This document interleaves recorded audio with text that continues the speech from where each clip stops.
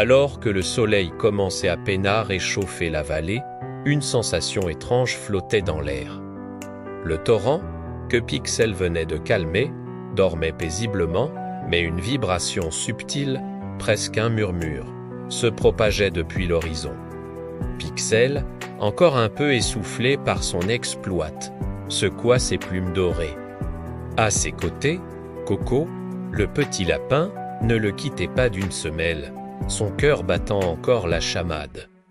La Bachello laissait à Plocha ses grands yeux remplis d'une question silencieuse. Pixel. Dis-moi, tes ailes, cette lumière, d'où est-ce que ça vient? Le jeune coq ouvrit le bec, mais aucun son n'en sortit. Comment expliquer une force qu'il ne comprenait pas lui-même? Ses plumes scintillèrent un instant, comme si elles voulaient répondre à sa place. Soudain, un grondement surmonta des profondeurs de la terre. Ce n'était pas le tonnerre, non. C'était un son ancien, vibrant, presque vivant.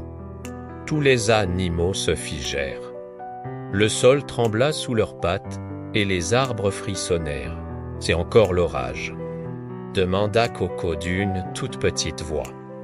Pixel sentit ce frisson parcourir la vallée comme un message directement adressé à ses ailes. Non, ce n'est pas le ciel, murmura-t-il. C'est la terre. Un craquement sonore retentit près du vieux moulin abandonné. Les planches brisées s'écartèrent, laissant s'échapper une douce lueur bleutée, qui pulsait lentement, comme un cœur. Les animaux, pétrifiés, se regardèrent. On dirait que quelque chose essaie de sortir, souffla la chèvre bâilla. Pixel sentit son plumage se hérisser. Sa propre lumière d'or et commença à pulser timidement, en écho à la lueur bleue. Deux couleurs, deux énergies, qui semblaient se reconnaître. Le moulin trembla de nouveau, et une pierre massive roula sur le côté, libérant un souffle ancien. De cette lumière émergea une silhouette. Petite, fragile, presque translucide. Coco fit un bond en arrière. Un fantôme, s'écria-t-il. Mais Pixel, lui, fit un pas en avant. Ses ailes se déployèrent, brillant comme deux petits soleils.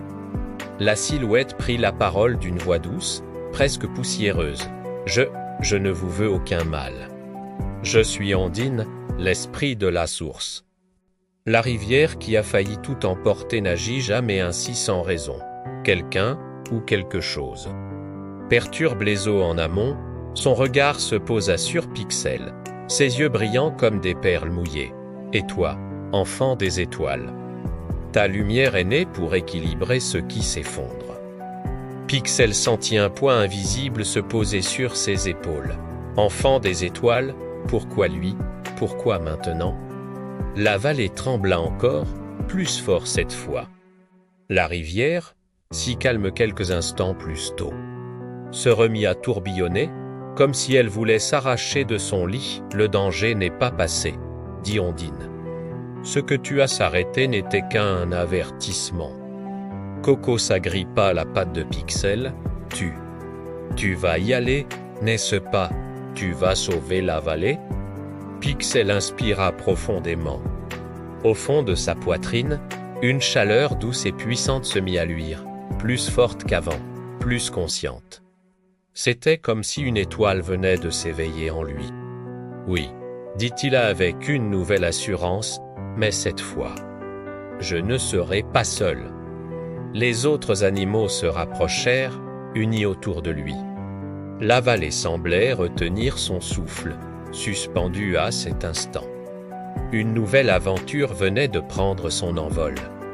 Et Pixel, le petit coq né sous un arc de lumière, s'avançait déjà vers la rivière, là où le murmure des eaux n'était que le début d'un grand secret.